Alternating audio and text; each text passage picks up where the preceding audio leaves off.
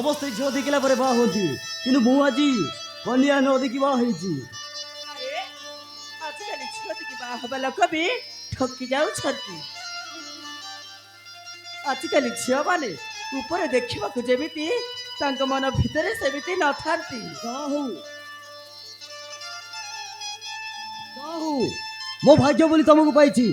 ତମ ବିଷୟରେ ମୁଁ କିଛି ବି ଜାଣିନି, କିନ୍ତୁ ମୋର ବିଶ୍ୱାସ ଯେ ମୋ ସ୍ତ୍ରୀ ହବା ପାଇଁ ତମେ ହିଁ ଯୋଗ୍ୟ। ଆରେ ମୁଁ କଣ ଅଯୋଗ ବୋଲି ଭାବୁଛି?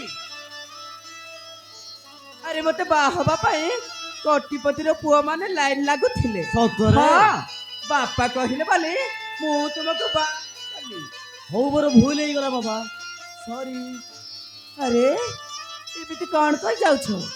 ଟିକେ ରୋମାଣ୍ଟିକ ହୁଅ ନା, କାହିଁକି ନା ଆଜି ପରା ଆମ ବାସର ରାତି। ବାସର ରାତି? ସେଇଟା ପୁଣି କଣ? ହଁ, ବେଶ ଆକ୍ଟିଂ କରନି ମ। ତମେ କଣ ଜାଣିନ?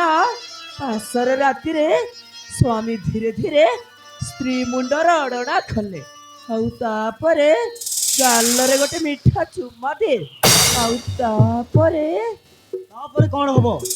ତା ବାବା ନା, ତାପରେ କଣ ହବ ମୁଁ ତୁମକୁ କହିପାରିବିନି। ଆରେ ବାହ, ତମେ ତ ସବୁ ଜାଣିଛ। ଆଗରୁ କେବେ ତମର ବାସର ରାତି ହେଇଥିଲା କି? ଚୁପ୍, ସେମିତି କହିବନି ବୁଝିଲ। ମୁଁ ସେମିତିକା ଝିଅ ନୁହେଁ। ମୁଁ ଜାଣିଛି ଆଜିକାଲି ଏ ଦୁନିଆରେ କୋଉ ଝିଅ ବି ବାସର ରାତିରେ ସ୍ୱାମୀ ପାଖରେ ସତ କଥା କୁହନ୍ତିନି। ତାମାନେ ତମେ ମତେ ସନ୍ଦେହ କରୁଛ? ଆରେ ବାପ ରେ ବାପ, ଏତେ ରାଗ?